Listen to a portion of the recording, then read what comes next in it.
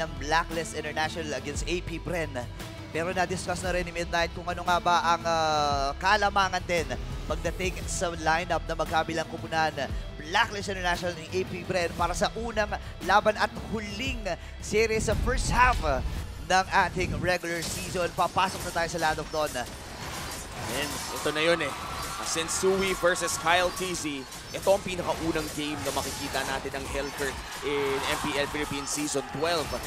Paano kaya nila i-utilize to? No? Kasi ang dami ding uses ng Dark Knight Falls, hindi lang yung pag-kill. The thing is, yung Hellcurt, it's already a, historically speaking, no, medyo soft counter siya kay Angela kasi for one, hindi ka rin pwede pakita basta-basta kasi papatay ka ng Hellcurt. Number two, soft counter din siya kay Fredrin kasi hindi mo pwedeng combohin ng taunt. So hindi ganun kadali yung crowd control na gustong dalhin ni Sensui dito versus the enemy jungler. And may mobility din si Kyle TZ. He's gonna be able to roam around the map. So may chance actually yung AP Bren dito mag-establish ang early momentum, especially when they get some few kills or kapag nakakuha sila ng turtle and then nag-transition sila into a side lane push. Oo nga, no? Kasi kapag normal mo pa itong Hellcurt, nagkakaroon ka na ano ba tawag doon, nasa silence ka. Yep. So I think yun yung naging rason kung bakit ito talaga yung kinuha ng AP Bren. Pero ang downside lang nun, medyo malambot ito. Tsaka yung silence din ng Hellcurt may katagalan. Minsan magugulat ka, ang tagal mong hindi makaskill. And pakiramdam ko magandang paraan din yon para pigilan yung Primal Wrath ni Edward. Yeah, oo nga, no? At isa pa sa mga kapansin-pansin dito, yung Wilderness Blessing ay gamit na gamit ng ating mga Position 4 and Position 5. So, para hindi makompromiso yung movement speed, since alam naman natin sa recent changes, binabaan yung mga lakad or yung bilis ng paglakad ng bawat mga heroes dito. So, mas madali na para sa kanilang ikot. Ito yung yung sinasabi ni yung kaibigan natin si Riash na so athletic. Oo. Kumbaga, sobrang bilis gumalaw sa river. Kung takbuhan lang ang pag-uusapan, makakalamang agad, no? Kapag nakaganon kang Tier 2 emblem. Pero ngayon, ang Blacklist International ng una, dito sa unang turtle na ating game. Ready, Jay? naghahanap na sila. Black Dragon 4, Black TZ, Kyle TZ goes in, Petrify, Rene J still alive. Makakapag-heal pa naman, tatama yung pressure shot. Kyle TZ delikado ngayon, Aflin ni Keran, the Agent Zero for the first blood. Black TZ naman ata ang isusunod nila, pero yung DPS, yung heal, magiging sapat pa. Haji going for it, Earth, Shatter, and double kill para kay Edward. Grabe yung habol doon ng Blacklist International. And Edward, dalawang crucial na Earth Shatter para sa kanya at Sensui ay malayang makukuha yung unang pagong ng ating game. You have to commend dito yung itemization na ginawa ng Blacklist International. May steel leg plates agad si Fredrin. Hindi siya kumuha ng Molten Essence kasi alam niya kailangan niya i-survive yung physical damage ng Hellcurt. And awkward pa nga kasi yung pag-engage ng AP Bren, hindi nga sa Fredrin Ang gusto nilang patayin yung Angela, which is the right call technically. Pero kulang pa sa damage yung Hellcurt and I don't think inabot niya rin yung full stacks. Yeah. Lalo pat yung item niya rito si Vampire Mallet lang. So kukulangin niya talaga ng DPS. Yeah. Primal Wrath na gamit na. Flap TZ, medyo delikado. Isang banat na lang. Killing spree para kay Edward. May pag-sticker pa na ginawa dito. May pagbelat pa para kay Edward. And maagang 3-0 para dito sa Blacklist International. 1.2k gold lead. At ngayon, ang plano ng AP Bren. Okay, sige, medyo nalulugi tayo sa mga isolation plays. Pagsama-sama muna tayo, hanap tayo ng mga picks pa isa-isa lang. At ngayon, na pumapasok na tayo sa 4-minute mark. Talagang interesting makita kung paano nga baka babawi ang AP Bren dito. Parang ang hirap ng maging si Flap TZ ngayon, no? Yeah, meron ng Dominance Rush. Tama, no, Dominance Rush. Dominance Ice. Rush. Nani-rush. Mula kay Edith, which is gonna be important kasi anti-attack speed to and of course anti-regeneration sa side ng AP Bren. And it's not just gonna apply to the Yuzong. Kahit yung Hasklo ay madedena yung lifesteal mula kay Super Marco. Sino may ginagawa dito ng Sensui at si Kyle TZ nagpadilim na Dark Knight Falls, naghahanap sila pero hindi yata nila itutuloy ang kill na yun. Heartguard daw nagamit. Wow, marami mga resources ang nagamit doon. 4 ultimates ay na-burn para sa AP Bren. 15 seconds bago mabuhay yung next na big objective, which is the turtle. And kailangan munang humanap ni Kyle TZ. Hindi pwedeng mag-engage siya palagi. Yeah. Kasi bitin pa yung damage Alam mo naman kapag hurler ka, gusto mo na isang kalmot mo lang, patay na kagad yung kalaban. Tsaka talaga, super momentum-based si Hellcurt. Pag napigilan ka ng ng early game, parang ang hirap mag-recover. Pero maintindihan mo yung attempt ng AP Bren kasi gusto mo rin makuha yung snowball. Kapag nakuha mo yung turtles, nakakuha ka ba ng kill? Naku, speaking of snowball, medyo maaga ang snowball dito. Blacklist International, nandito si Edward. Flap TC going for the Black Dragon form, pero si Kyle TC makakasecure ng second turtle. Shutdown para kay Edward. Four-man Petri para dito kay Flap TC. At papasukin na nila si Oheb doon sa may bandang Gedli. Sensui ngayon ng delikado. Kyle TC kinakalmot siya. 2 kill plus the turtle for AP Bren. Grabe, ano nangyari doon, Midnight? Ito yung kinagandaan kasi sa lineup ng AP Bren. Once na makuha mo na yung mga items, meron ng Haskell dito si Bruno, meron na rin DHS, si Kyle TZ. So definitely masakit na rin yung kanyang Deadly Poison Stinger kasi HP based na yung physical damage na ina-apply niya rito sa Blacklist International. And kahit masabihin natin may sustain, may raw tankiness yung kanilang lineup, again, masakit yung mga tira mula sa AP Bren. And of course, yung mobility factor na sinasabi natin na galing kay Rafaela kanina, pwede silang tumalon ng tumalon. Yeah. And nung umabot yung jump ni Hellcat, nandun din kasi yung silence. So hindi ganun kadali lumaban for Blacklist International. Yung pala yung idea, no? Kapag pumasok na itong si Kyle TC, kapag na-atake siya actually, napansin ko kanina, kapag marami palang umatake sa kanya or isang umatake sa kanya at marami nakapalibot sa kanya, lahat yun masa-silence. Yep.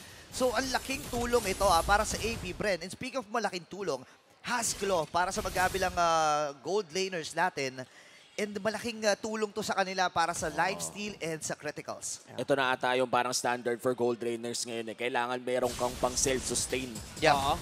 Kasi talagang tinatalon ka ng mga fighters, ng mga junglers. Especially kapag tinignan mo yung composition AP Bren, majority ng early game damage nila ay physical talaga. Coming out from Kyle TZ, tsaka Super Marco. Rumetri na dito si Sensui.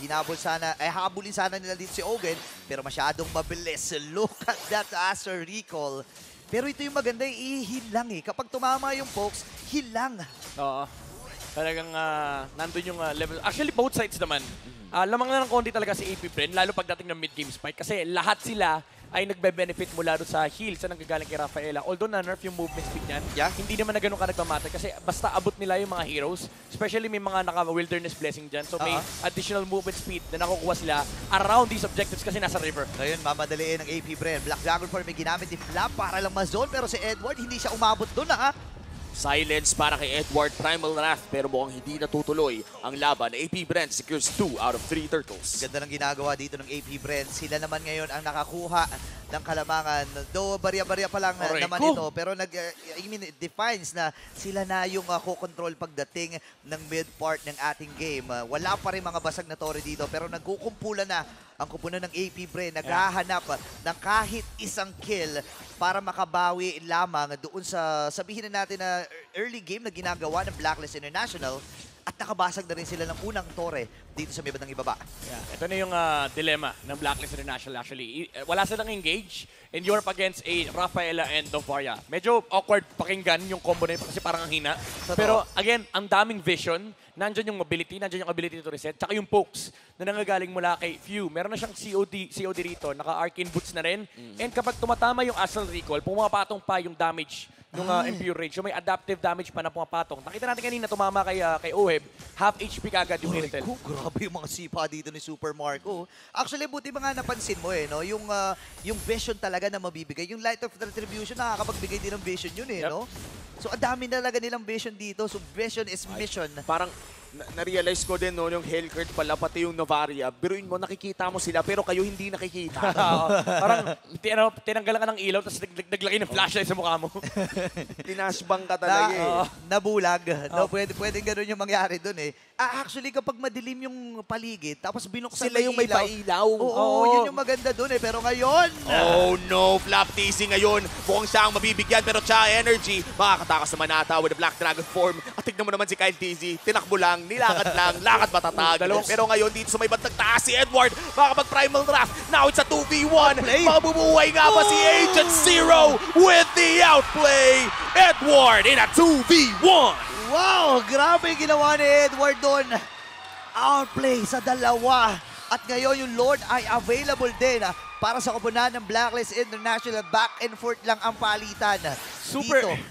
Super activated ni Edward dito. 5 kills ang Blacklist International, all 5 is on the Edith. And this is not something that you want to do. Alam mo to, Uomi, kapag nilalabanan mo yung Edith, mula full HP, pag nag-half HP, pag may ultimate pa yan, mag-back ka na. Wala na, 3v1, 2v1, hindi. Pag full stack passive, ang call ay tumakbo. Back lang. Mahirap kasi again, kahit sabihin natin may Hasklo, si Bruno, kahit sabihin natin masakit siya, first of all, merong Blade Armor. Yeah. So, ang taas ng kanyang physical defense. Tapos meron pang Dominance Ice. Ang baba na nga ng attack speed mo pag malapit kang Edith, nawawala pa yung HP regeneration mula rin sa Hasklo. Kahit pa nandyan yung Rafaela, napakaliit lang dyan. Half HP nag-ultimate. Grabe yung damage output. Full stacks. Grabe. Actually, nakita mo rin yung attempt. Dinasya niya para may konting stun. Pero hindi pa rin umabot yung damage na pwede niyang ibigay doon kay Edward. Ngayon, hawak nila yung unang Lord ng ating game. At available na rin dito yung item na meron dito si Oheb. Ito yung daily reminder na kapag naka-Blade Armor yung Edith, napakasakit niyan. Ayan na, ngayon. Pero nagpadilim ng surroundings. Oheb ngayon, mukhang makatakas naman pala. Pero nahanap nila si Flop! Tinignan nila parang ganun lang! Habulin nga nila dito si Super Marco. Aatras muna ang kupunan ng AP Bren. Wala na rin naman yung Lord dito. At sa gitna sila pupunta. Masyado malayo ang mga members ng AP Bren at ang buong kupunan ng Hive ay mag-aatrasan muna. Sobrang laking momentum swing nito for Blacklist International. Isang maling team fight lang ng AP Bren or isang actually maling skirmish na pinili ng kanilang gold lane ay lumamang kagad ng Blacklist kasi suddenly, you now find yourselves in the situation na ang kalaban nyo na ngayon ay yung ube ng Blacklist. Hindi na maghiwa-hiwalay ito, lalo pat meron ng Flask of the Oasis or yung photo na hawak ni Rene J. Yeah, and kapansin-pansin din itong si Haji, ang kinukuha niya yung ultimate ng isang Rafaela. So, additional stun para sa kanila. Yeah, sumasakit na dito si View, pero madali lang kasi. Kapag ka tinamahan ka, pahil ka lang. Pahil po, Rene J. Naalala ko yung Ma'am Shu Pahil Ma'am Shu Pahil. Rene J. Pahil. Yun na ngayon. May bagong era na. Nakakamiss nga yung mga time na gano'n. Naku, testing ulit. Testing dito AP Bren. Doon sa may top lane, 4 na nakupunan mula sa kanila, aatras na rin muna. Parang nakita nila okay na testing na natin yung sakit ng isang full stocks na edit. So, kailangan natin munang umatras. Medyo mahirap na yan kasi meron ng spell lifesteal si Edith dito. So, yung mga hits ay talagang magbabalik ng kanyang buhay. So, hindi pwedeng basta-basta lumaban dito.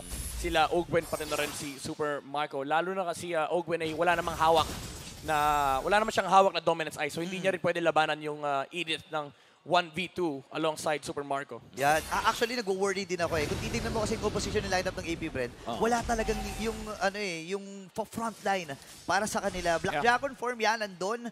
Pero kailangan natin tanggapin, hindi ganun kakunat ang isang Yuzhong. So, kailangan talaga nila ng way para puntahan yung likuran ng Blacklist International kasi hindi nila maaabot itong si Ohib Ito lang yung makunat kapag nakapag-skill, kumbaga. May mga iba kasi yung makunat kahit tumayo lang. Yung Yuzhong makunat pagka nakasakit. Nakabalbalak naka-hit, gano'n, may siya essence. Kumbaga, ang downside actually ni Yuzhong kapag siya lang yung may hawak na Dominance Ice, wala kayong Dominance Ice pag wala siya sa teamfight. Oops. At madalas siya pa nga uunahin, no? Pero Kyle TC, ultimate is available. Pero may binabalak doon sa may bandang likod. Oheb, hindi pa rin nakikita ng AP Bren. Pero mukhang nakaramdam ang buong AP Bren dahil nasa may bandang likod na sila. Sino makakasecure ng Lord dito? Looks like it's going to be Kyle TC! Securing the Lord! Pero si Oheb ay galit. Dalawa sila nakasakay doon sa Tigre tapos napakasakit. Pero ngayon, ang sakit niya pala ni Super Marco. Kinailangan nila mag-back. Pero bakit may alien sa loob ng base ng Blacklist? Nakuha tuloy ni Edward. Dalawang namatay doon. Pero ano nga ba nangyari doon, Midnight? Again, yung Dark Knight Falls, nawala yung HP ni Lord. Umabot sa 90 HP si Lord bago na retry ni Kyle TZ. Pero again, yung Lord turn ng Blacklist International medyo mahirap labanan for AP Bren kasi hindi na nga nila maabot si Oheb, especially with the sprint. Tapos nakapatong pa si Angela. Yung damage output niya ay super super taas na. Yung kanyang crits na nanggagaling mula sa Haskell, yung Great Dragon Spear, pati na rin yung Berserker's Fury, pati yung Windtalker ay nagdi-deal talaga ng sobrang sakit na damage output. And again, sinabi natin kanina, walang natural frontliner yung AP Brent, kaya hindi na nila inahinabol si Oheb kanina. And si Sensui, naka-double item na yung pinang-Bruno counter na specialty na Blade Armor, pati yung Antique Kiras. Kasi guys, reminder lang, yung mga bola ni Bruno, skill po yan. So kapag tumama yan sa hero, nagpo-proc yung passive nung Antique Kiras na nababawasan yung physical damage ni Bruno. Kaya pala, no, ito talaga yung pinapriority pag kalaban mo ang isang Bruno. Nakikita na natin yung downside, no? Kapag wala kang frontliner, mahirap talagang sumabay or makipagsabayan sa teamfight. Yan, nakuha nila yung Lord, pero mabilis lang tinulaw ito ni Oheb. At ngayon, masasabi natin na kanina kontrolado ng AP Bren, pero ngayon, pwedeng blacklist pa rin ang kumukontrol kasi third inhibitor turret sila ang kanila natitira para sa kanila, pero si Oheb medyo lalalim dito, ha? Sensui, alam niya kasi walang papatay sa kanya eh. Oo nga eh. Uy, ultimate muli, no, para dito kay Haji, ang kukunin niya against this Rafaela. Ngayon, kakalma muna. Edward, nag-aantay lamang ng pagkakataon. Mahaba-haba pa naman. 70 seconds pa naman. So, sapat na window pa ito para sa AP Bren na makabuelo. Dalawa lang pala yung choices dito ni Haji, no? Either the Holy Baptism mula kay Ogwen o yung Dark Knight Falls. Pwede din naman yung Black Dragon, pero sayang yung burst eh. Tsaka ang ginagawa ng Blacklist is instead na sila yung nag-initiate, actually, hinihintay nila yung AP Bren. Kasi alam naman nila, kaya nila mag-reset. Nandyan naman yung sustain ni Sensui, pati na rin ni Edward. Kapag nakapatong yung hard guard kay Oheb, gagamitin niya lang yung sprint para makalayo siya. And then si Haji, meron ding Purify. So, once na na-bait out kasi ng Blacklist International yung mga skills ng AP Bren, very awkward yung clash para sa hype. Kasi ngayon, kailangan mo mag-reset. Pero yung reset mo, wala kayong tulad ng mga reset factor ng Blacklist na, again, yung mga binanggit ko kanina, hahabulin lang kayo ng Irithel. Kaya nila kayong i-rundown. Yeah, actually, yung Irithel nakabuo na rin. Itong si Oheb, nakabuo na rin siya ng Wind of Nature. So, additional survivability para sa kanya. Kasama pa nung Heart Guard na pinag-uusapan natin kanina. 10 seconds bago mabuhay yung next na Lord. This is a Luminous One. So, kailangan pag-agawan. Ito na magkabilang kupunan. Pumipwesto na doon sa may Lord ang Hive. Pero papunta na rin ang Blacklist International. Sakit, mataas na yung poke nung nung Novaria. Hindi na nakakatuwa yun, sakit na. Pero si Sensui ay magsisimula ng hatakin itong Lord na ito. Super Marco, sumisilip-silip lamang, binibait yung knock-up na manggagaling dito kay Edward. Ogwen, nandun sa may damuhan. Uy, medyo malalim siya rito, Edward, wala ng dash, pero grabe naman yung poke na nanggagaling dito kay Few. Nahanap nila si Super Marco, pero makakapag-dash out. Nandiyan na rin yung Gilip, pero gitnang-gitna ang Abracer's Rat. At papasok si Flaptisi, pero yung Holy Baptism ang tatapos sa kanya. At nandun na nga rin sa may bandang likod si Renegade at si Oheb dahil galit na sila. Double kill para dito sa Filipino Sniper. Grabe yung gigil, grabe yung galit. At Blacklist International. Oheb! Makukuha ito. Meron silang minions, mataas-taas ang death timer. Pwedeng end the bulata to, Nagalit na, nag-heavy crossbow pa. Pinagpabaril sa loob ng base. Mega kill at mukhang tatapusin na nila. It's a clean wipeout. At Blacklist ngayon ang tukuha ng game number 1. What a game number 1 para sa mga agents. And that winning moment is brought to you